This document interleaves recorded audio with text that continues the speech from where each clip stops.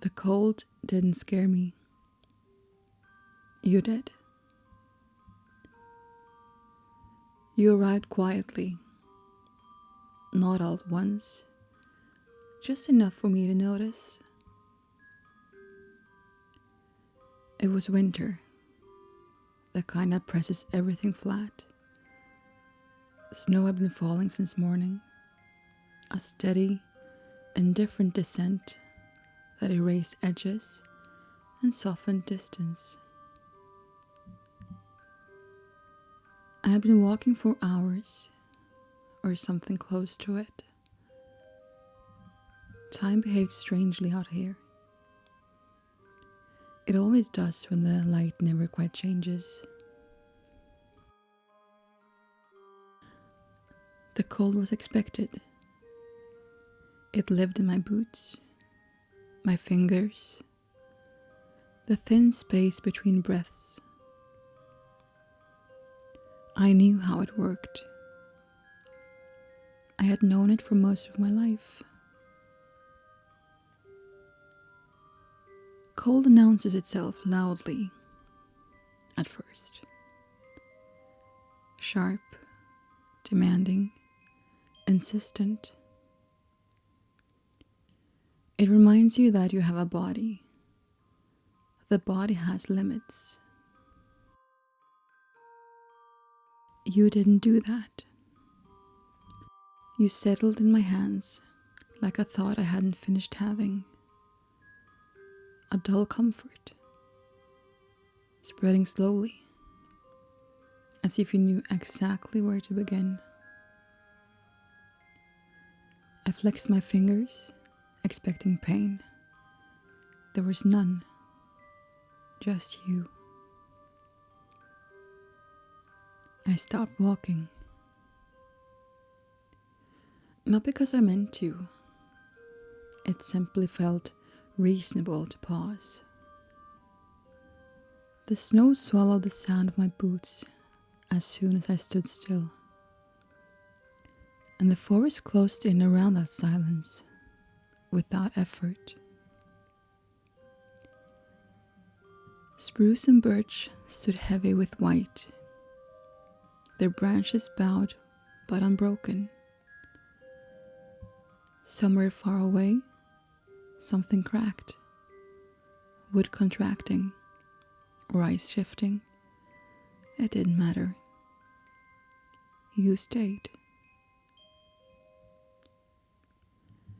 Cold is supposed to hurt. That was one of the first things I learned. Pain is how it keeps your attention. Pain is a warning, a boundary, a voice raised just enough to be heard over your own thoughts. You were nothing like that. You were patient. You waited for the cold to finish saying what it always says. Then you took over where it left off. The ache in my hands loosened. The tension in my shoulders softened. And my jaw, which I hadn't realized I'd been clenching, relaxed. I remember thinking that this was wrong. Not urgently, not with fear, just the way you notice a door left open in winter, or a light still on in an empty room. Something small, easily fixed. I told myself I had been outside long enough for sensations to blur. That bodies are imprecise instruments, that they misreport things all the time. You didn't argue. I had rules. Everyone who spends time in winter does. You learn them early, repeat them often, pass them on like superstition. You learn how to read your hands, your feet, the shape of your breath. You learn when to turn back, when to add layers, when to stop pretending you're stronger than you are. I ran through those rules carefully, the way you check a list before leaving a place you don't plan to return to soon. Nothing seemed out of order. My thoughts were clear. My balance was steady. I knew where I was. And still, you were there. You moved next. Not closer, deeper. You found your way into places I hadn't named as cold before. Behind my knees, along my spine, into the hollow just beneath my ribs, where exhaustion likes to settle. You didn't rush. You didn't take more than you were given. You simply filled what was already empty. I started walking again, just to prove that I could. The snow resisted at my calves, soft but persistent. Each step required a little more effort than the last, though I couldn't have said why. My breath fogged the air in front of me, slow and even. You walked with me. I realized then that you knew things. Not memories, not names, nothing so obvious. You knew weight. You knew how long I had been carrying it. You knew how carefully I had been setting it down, piece by piece, over the years, pretending it didn't amount to much. You touched that weight gently, as if testing it, as if asking whether I still needed it. I stopped again. The forest did not react. Snow continued to fall. Branches held. The world did not lean in or pull away. It had no opinion on my stillness.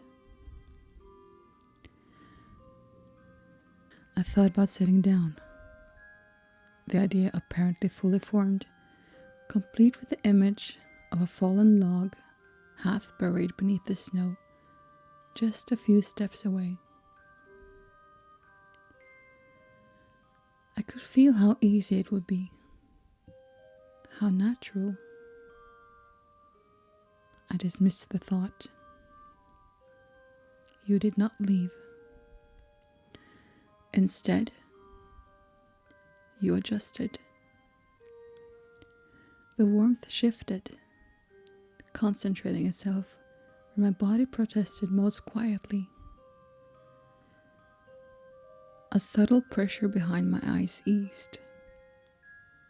The dull throb in my thighs softened. Standing felt no more difficult than sitting would be. I told myself that was good, useful. It occurred to me, distantly, that I should feel afraid, that there should be a moment where instincts take over, where the body insists on action, regardless of what the mind believes. That moment never came. I tried to summon it anyway. I imagined the effort of shouting, just to hear my own voice cut through the quiet. I imagined the sharp intake of breath it would require, the way sound would carry, thin and brittle, through the trees. The images felt unnecessary. You did not stop me from doing anything. You simply made every alternative feel excessive. I remember thinking that rest was not the same as stopping. The pausing did not mean surrender. These were careful thoughts, chosen deliberately, like stones placed to mark a path. You warmed them too. The cold retreated to the edges of my awareness, still present, but no longer urgent. It waited its turn, the way it always does. You occupied the center instead, quiet and thorough. Time lost its shape. Minutes thinned, stretched, folded back on itself. The falling snow became a single, continuous gesture. I watched it for a while, or perhaps I simply let it happen in front of my eyes. I wondered briefly when I had last felt this unburdened. The thought drifted away before I could find an answer. My legs trembled once, a small, involuntary movement, like a reflex remember itself. I acknowledged it with interest. It passed. I could have stood straighter.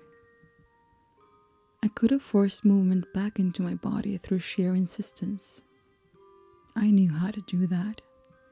I had done it before, in other situations, other kinds of cold. You didn't challenge that knowledge. You just made it feel outdated.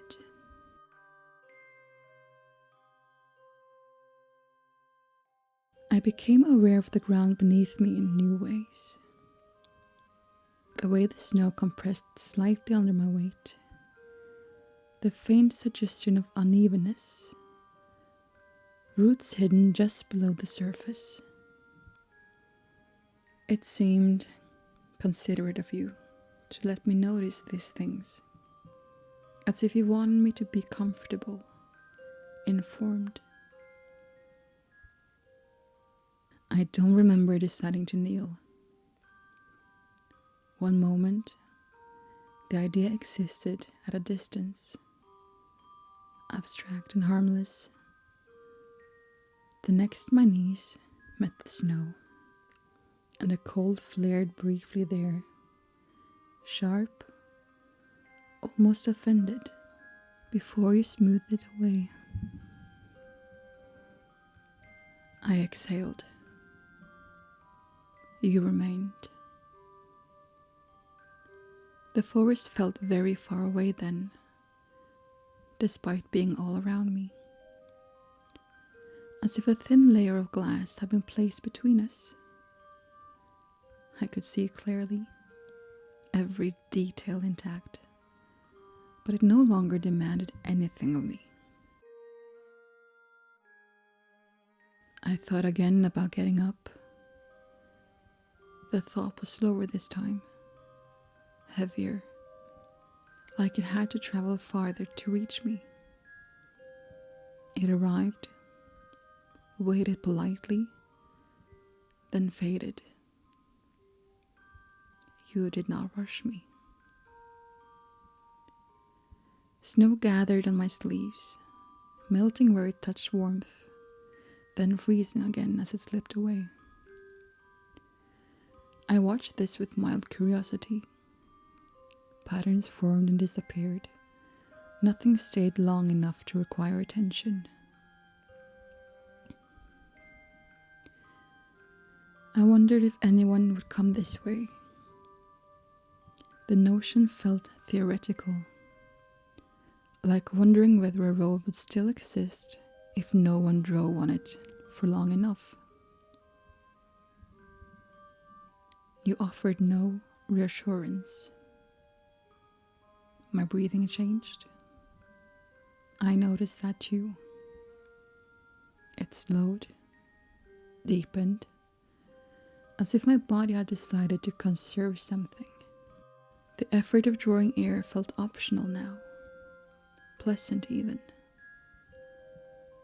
I thought of sleep, not as an act, but as a state. A quiet place you arrive at without realizing the journey is complete. I remember thinking that I should not sleep.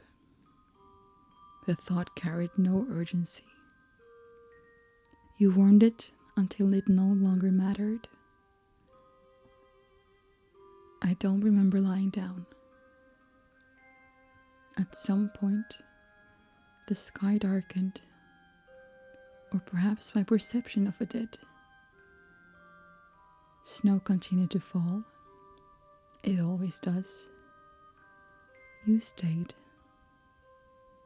The cold waited, patient as ever, just beyond where I could feel it.